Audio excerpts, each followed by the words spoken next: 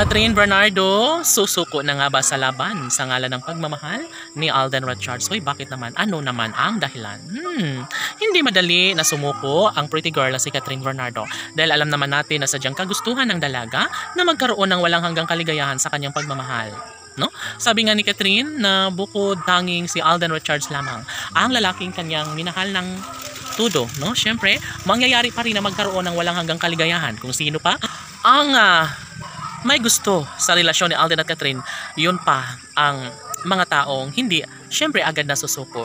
Maliban dito, sabi nga ni Catherine Bernardo na sobra umano siyang kampante, no, ngayon, lalo na pinagbibigyan sila ng panahon na maipagpapatuloy ang kanilang pagmamahalan sa isa't isa. Saad pa ng netizens na hindi bali nang magiging malungkot ang puso ni Catherine Bernardo, wag lang tuluyang mawasak ang kanilang pagmamahalan ni Alden at Catherine. Hoy, gigil! Syempre, kahit ano pa ang sasabihin ng mga bashers, kahit ano pa ang paninira na gagawin ng mga bashers laban sa kanilang relasyon, ay talaga nga namang hindi po pwede kailanman ay hindi magbabago ang kanilang sumpaan sa isa't isa. Yes, tama nga naman ang nasa isipan ng mga fans ng Cat Din Love Team. Dahil sobrang mahal na mahal nila ang isa't isa, malaki ang posibilidad na magiging makatotohanan ang isang relasyong nagbibigay pag-asa sa lahat.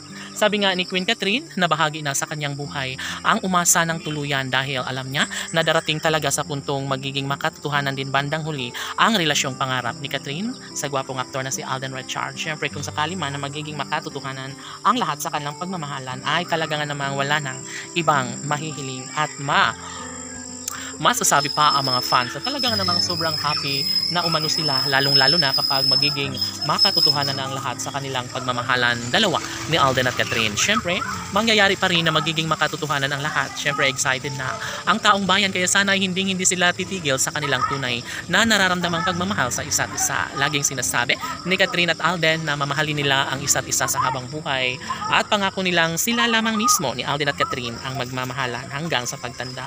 Syempre, kung sakali man na may isa katuparan ng isang magandang pagkakataon, dapat lamang umano na kanilang patunayan lahat ay kakayanin ni Alden at Catherine na magkaroon ng pagkakatagumpay, lalong-lalo na ngayon na desidido si Catherine Bernardo na may isa katuparan ng isa sa pangarap nilang dalawa na magiging makulay at magkaroon ng kasagutan ang lahat sa kanilang pangarap at hangarin.